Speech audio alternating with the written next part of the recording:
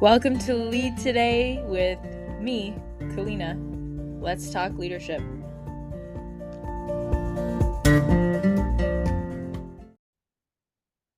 Welcome back. I'm so glad that you're here as we finish up this series. It's sort of bittersweet, isn't it? I felt like it would never end somehow. Writing this book and doing this series, it's sort of, whenever you embark upon a big journey, it's always a little bit daunting, right? I mean, even if you can reckon with yourself to say, okay, I can do this. It's still like you look up that huge mountain and then you think, wow, there are a lot of steps to get to the top of this thing. And then inevitably when you're at the top, of course, there's another peak to climb up. So, this last chapter means a lot to me because your life will have a lot of peaks and a lot of valleys. And I think we understand that as we go through difficult times and good times that, okay, again, am I really going through something difficult again? Is it really, is this really happening? And then when things are good, it's sort of like you're looking over your shoulder, maybe thinking, okay, when's the next shoe going to drop? Or, okay, what's next, right? We often reach a great achievement or a good spot in our lives and then look around and kind of feel like we've got something else to do and we want to get out of it. And so it's interesting because we go through our lives wanting the peaks, avoiding the valleys, and then all the way in between, we're kind of always wishing to be somewhere else, and that's not a new idea. I mean, being present and meditating as a practice or prayer, right, is all about bringing you back to the present moment, being present in your life. And it's one of the best ways, I think, to take it all in. And you see it with kids, right? They're just so all in on the present moment. And so I wanted to write this chapter because it's probably the thing I've struggled with most in my life. I mean, there are a few chapters in this book like trust and authenticity, creativity, purpose. I mean, I think I've struggled with actually every single one of these over the course of my life, which is why they needed to be in this book, because I've seen clients struggle with them as well. Oh, and if you're new to this journey, if you're just joining us for the first time, I should kind of say we're talking about my book, Memorable Lessons to Leave a Legacy. We're on chapter 22, so this is the final chapter. If you haven't heard the other episodes, I really do encourage you to start at the beginning, bring a notebook along the way, and go through some of the questions that I ask throughout this series. And of course, pick up the book, ideally, so that you can follow along with the book as you go through, and I explain a little bit more about why I wrote this and why each chapter matters, what it's about, sort of my intent behind it. I think it's interesting when I read a book to understand, okay, what did the author have in mind, or what was motivating them? Why did they put this chapter in here? I like to hear from the author. So hopefully you find this useful if you're going through the book itself. And in any case, please do, take the questions I ask and ask them of yourself. Because that's where you'll get the most. I mean, I can give you new insights and questions or things to think about, but ultimately your life is in your hands. And so you need to decide how you apply these insights or questions, ideas into your world. And that, I've said that in a couple other episodes, but I'll reemphasize it here. This is your world, this is your life. And so the way I've seen it or interpreted it by my clients is solely my interpretation. You've got to take something like the word patience and wrestle with it yourself and decide, okay, how does this impact my life? What does it mean for me? Because I can tell you what it means for me, and I can tell you what some clients have said and how I employ it and what I've seen works. But at the end of the day, it's got to be your way, and you have to be okay with it. And not just okay, but really believe in it. Because if you don't believe in something and you just do those fluffy affirmations without any emotion behind it, belief behind it, true kind of force behind it, you're not going very far with it. So, take my stories and my interpretations and then assimilate them and agree or disagree with them. I think the biggest thing right now of our times is this outrage culture, and it's okay to disagree with me or anyone else. That's probably a piece of patience, maybe, and wisdom that has been hard earned on my part. it's okay to disagree. I think you can learn from people that you disagree with. And so there are touchy subjects in this book, not just in the chapter on patience, but the whole book. And I've had people come to me and say, oh, you mentioned God? Really? Do you really want to go there?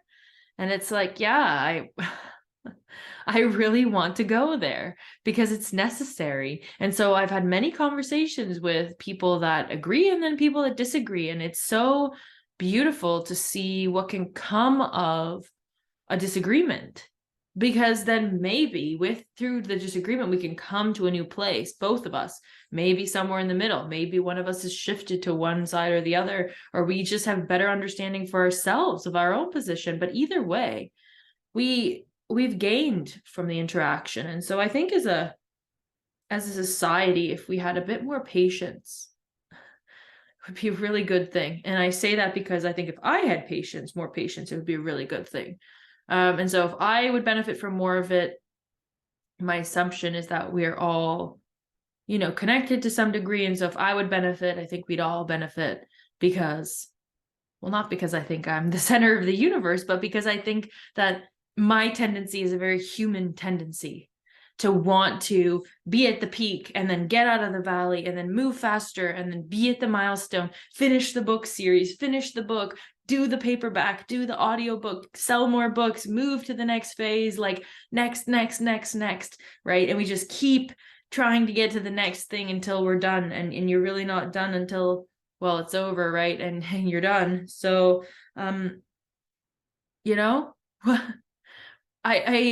it's funny. It's like, where are we rushing to exactly? I mean, maybe you're rushing to an appointment, maybe you're rushing to the very next thing in your schedule, but overall, it's like, where are you rushing to, like, okay, so let's get to Friday and this week is over and then the next month is over and oh, it's Christmas again and oh, wow, I can't believe it's March and now it's summer and here we go, fall. It's like the passage of time is so fascinating because we wish it away, and yet when we're old we want it all back. And so I'm kind of trying to reckon with time in this chapter, and it's so critical because you don't get it back, not in this lifetime, not in this body and in this experience. So whatever you believe happens outside of that is your prerogative, but while we're here, let's make the most of it.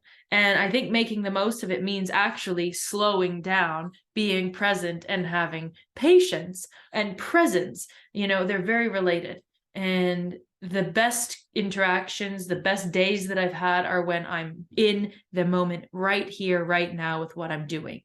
So if you're multitasking while you're listening to this, which of course you are, and I expect that from an avid podcast listener. I certainly will be driving and listening to a podcast, or doing laundry or cleaning while doing a podcast. So I expect that of you. But just check in with where you actually are. Where are you? What are you doing? Look around. You're driving or you're doing something. Like, what do you notice around you? Because I think patience is about noticing what's around you long enough so that you can breathe in a deep breath and maybe a sigh of relief and say, okay, here's what's happening now. Let me give it some space. And so in the last chapter, when we talked about resourcefulness, the very first step is pause. And I think if you can bring in the spirit of patience with the spirit of resourcefulness, you're in a really great place to tackle a challenging conversation or decision you have to make, situation. And so if you're on the grueling journey of walking up another mountain, or perhaps trudging through a difficult valley in your life, it's very easy to wish for it to be over, for you to wish to get to the next place. And my invitation to you in this chapter is to maybe just stop and look around for a little while. Create a bit of space where you are. Realize that things are unfolding in their due time. And that once you get there, this is the most poignant observation of mine. Once you get there, you're going to be on to the next thing again anyhow. So it's like, look, with this book, I was writing it saying it has to be in people's hands by Christmas. It must be released December 2022. I got so fed up after, it being delayed due to my car accident and just life and work and like letting it get delayed. And I thought, no, this has to be in people's hands by Christmas Day 2022. And that's good. That's a good, I had a deadline and a day set. But you know what? if it takes a day longer, or if mailing them out, takes longer, or if it doesn't happen on that day, nothing is really going to happen. Even deadlines that was a self-imposed deadline for the most part. But even if you have a deadline that feels really, really urgent, I have to submit my taxes, I have to submit this assignment, or I must get this done by this day. A lot of the pressure that's imposed, there might be external pressure on you from your boss or from another company or client kind of knocking down your door, but that's their problem in a big sense. And if you lose the opportunity, you'll have to reckon with that, right? Like if you don't adhere to an external timeline of someone else, whoever they are, you'll have to accept and bear the responsibility of the fact that you might miss out on that particular opportunity. And that might be disappointing, but don't meet the deadline with the cost of sacrificing your entire sense of, self or peace, or your values. That's just not worth it to meet a deadline. And I've learned that the hard way, the very hard way of feeling and allowing other people's pressure to dictate my timeline. And that's not at all fulfilling when you stop to think about it. And I think that's all I'm inviting you to do, is stop and think about it. Take an extra day, sleep on it. Because if someone is pressuring you and pushing you to an outcome, it's not a good outcome. It's not. Any business decision I've made because an external person has been pushing me to make the call, pushing me to invest or send the money or sign the contract, never a good outcome.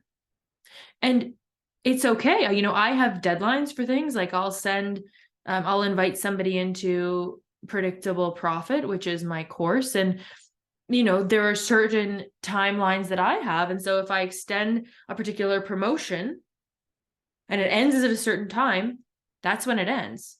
But if you miss out on that promotion because you weren't ready, that's okay. That's your decision. So people will have their own timelines. And, it's kind of like missed connections where, okay, if I'm leaving now and you don't want to come with me, well, I'm going to leave. So I'm going to hold to my timeline because I'm ready, but you don't want to come with me. That's okay. But patience is just you discerning and you having the wisdom to say, okay, but I'm not ready.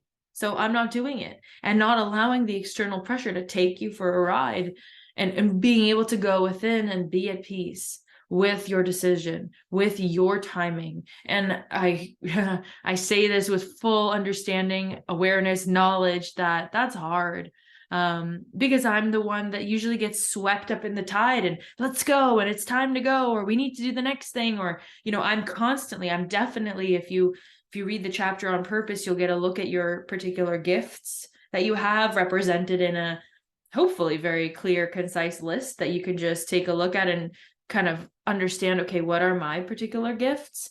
But from that list, there's one called Starter, where you like to forge ahead and start new projects and lead the charge, into the unknown. And that's definitely me. Like, I'm the first one to say, yeah, let's do it. Let's try it. Let's go see, and just dive right in. And so if you're a person like that, believe me, I'm that person, and I get it. And I'm usually ready to kind of lead the charge and go for it. But if something feels off, the times when yes, let's do it, and something feels off, and I persist just to be that person, like I just bulldoze through it, it doesn't work out in my favor, because I'm not being patient. I'm not listening to the wise part of myself, the patient part that says, hang on, something's up here. This doesn't feel right. This doesn't feel right. And I'm not listening to that. And then I get myself, then I'm kicking myself after the fact. So, avoid avoid the temptation to just push the eject button, just hit send. Avoid it for a second longer and just check in that second. Okay, is this what I want to do? And then move forward. Now, a word to the wise. If you're somebody that's always overthinking, second guessing, mulling things over, we talk about that personality type in another chapter. But if you're somebody that's always kind of, oh, what could happen? What could happen? That's not patience, right? That's procrastinating or avoiding or being stuck somewhere because you're in a mental loop. So that's not patience. I'm not here to say overthink and don't take action.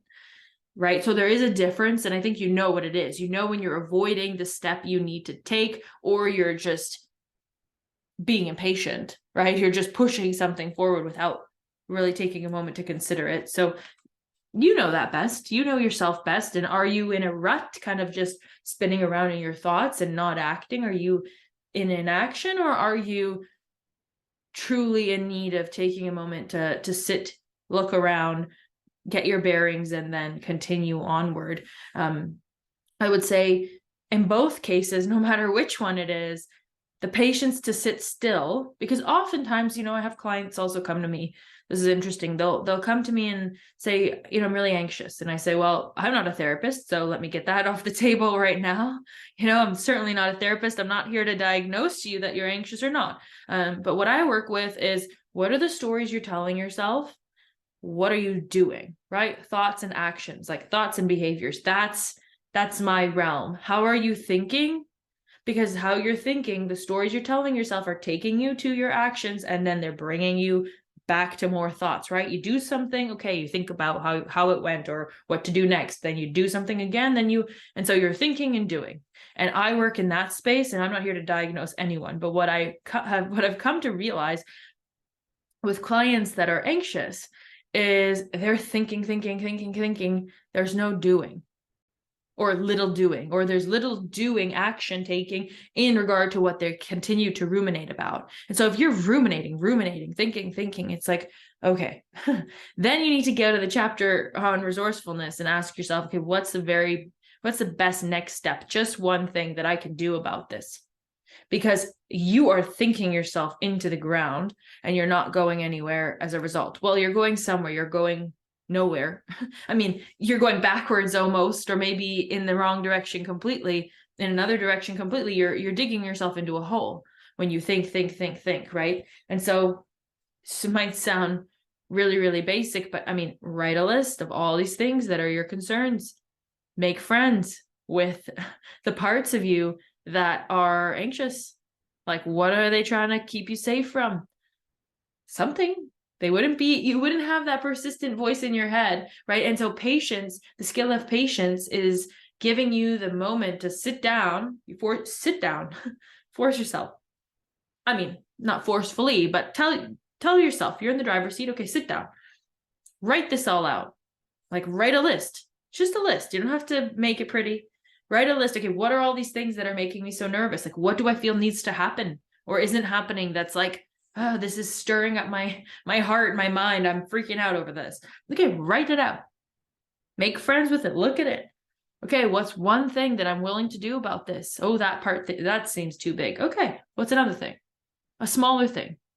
Because that's the way that you take action in a new direction. And once you start proving things to yourself, your situation can change. I'm going to do another episode on this specifically. It'll be the next episode after this, because our series is done. But I'm going to go deeper into internal family systems. Again, I'm not a therapist, but it's something that I'm using with clients to support the way I ask them questions and giving them a context for how their mind is working. But again, not a therapist. But so I'll get into this in another episode. I'd like to go deeper because I think I keep hearing about this, and it's this persistent kind of battle within your own mind. And what this chapter allows you to do is to get in alignment with your mind, because you stopped long enough, you stopped moving, you stopped distracting long enough to look at it. There's a really great, I'll just read this because it's just the quotation. Every chapter If you're watching on YouTube, you can see, but every chapter has a quotation at the beginning of the chapter and then a question. So a core question to contemplate for that chapter. And so in patience, it says, do you have the patience to wait until your mud settles and the water is clear? By Lao Tzu. So, okay, you've got muddy waters, right? Everything is shaken up and your mind is going a mile a minute. You've got to stop and focus. And that's where meditation and breathing and all of these extra prayer come into play, right? But that stop and focus, that patience moment is so critical to then seeing the water for what it is, allowing the water to clear, the mud to settle, right? All of those anxious thoughts, let them dissipate, get them out of your head, put them on a list, let them dissipate. And then you can, okay, how am I going to navigate the waters? What am I going to do next? Or how can I approach this? Then you can go to the chapter maybe on resourcefulness again and kind of build up that courage to do the action. But the first thing you have to do is be patient. And that's sort of a small skill. If you're just thinking a lot, you write out a list. I mean, I'm sure you've done it before. It's a good reminder if you're feeling like there's a lot going on in your brain, right? Get it out of there, get it out of your brain and talk with someone or put it down on a piece of paper, get it out of your mind and into the real world is the very first thing. And on a broader scale, I really invite you to consider patience when it comes to the peaks and valleys of your life, because we're all driving so strongly toward the next milestone. And I've been there in dating. You're single, you want to date someone, you want to get married or engaged, you get engaged, you want the wedding, you have the wedding, you want the kids, you want the house, you want, like, your kids are growing up, they need to do this, then you attach all these milestones to how your children are being and growing, and let me do the right thing for them, and you're trying to guide and calculate each step, and then they're in college, and then they're getting married, and you're retired, and what do I do next? And like in the blink of an eye, your life has just flashed past you. And again, these are not new. The things I'm saying are not new. There are movies made about this. There are books written. I mean, we know that the passage of time is something that we reckon with. And so the best way that I've figured out how to deal with that is by being patient, because then you're still, and then you can see where you're actually at. You're not tomorrow, you're not yesterday, you're just right here with me right now where you are. And from that place, whether you're in the valley, you're halfway up the mountain, you're at the top, you're walking down, wherever you are on the path right now, just stop and look around. And the more you can do that, you're going to enjoy the peaks and the valleys. And that's the whole point, and enjoy. I mean, that there's a chapter on enjoyment. This is not necessarily about pleasure. This is about taking it in. Your willingness to see your life for what it is right now and love it. Like truly love it, appreciate it for what it is right now. And that can be so difficult when you're in the valley, when your family member is dying or has just passed away, or you are ill or not well or are really struggling with something mentally or a situation in your life. It's hard to sit there and say, here's where I'm at. This is where I'm at. But your willingness to stop, to let the mud settle, and to look it clearly in the eye, that to me is what patience is. And the more of your days you can go through with that clarity of mind, with that patience to say, okay, the water's really muddy at the moment. That's okay, here we are. Let me settle into myself so that I can see this for what it is. And then as it unfolds, I'll continue to see it for what it is as it evolves. That's the beauty. That's the beauty of being in relationship with someone, seeing how they evolve, seeing how you evolve, your job, these projects, right? It's like, there's nowhere else to be. Where are you rushing? Where are you rushing to? Not just to this appointment, but in your life. We're all going to get to the end. So that's the point I want to leave you off with. And it's what I wanted to leave the book at as well when I finished it off, Where are you rushing? Enjoy these hours, these moments. Look them in the eye. Be there for them. The rest will come. But if you're looking at what's right now, well, then when you're at the next step, you'll also be there and be present. And so you'll just have this collection of really, really beautiful moments. So don't wish your precious time away. So it means everything to me that you spend your time with me, because, well, as we've just outlined, it's really important how you spend it. So it means a lot that you choose to spend it with me. I hope to see you next time. I'm going to delve into internal family systems a little bit deeper. I already believe I have an episode on it, but I'd like to go into some specific scenarios where I've used the concepts to really support my clients with difficult feelings. So I'm going to go there in the next episode. If you'd like to continue with me on that journey, I'd love that. And well, once again, if you haven't listened to the rest of the series, please do that. Grab Memorable. It's everywhere you can buy books. Put my heart into this one, so it would mean a lot if you picked it up. Thanks so much, and I'll see you next time. Take good care.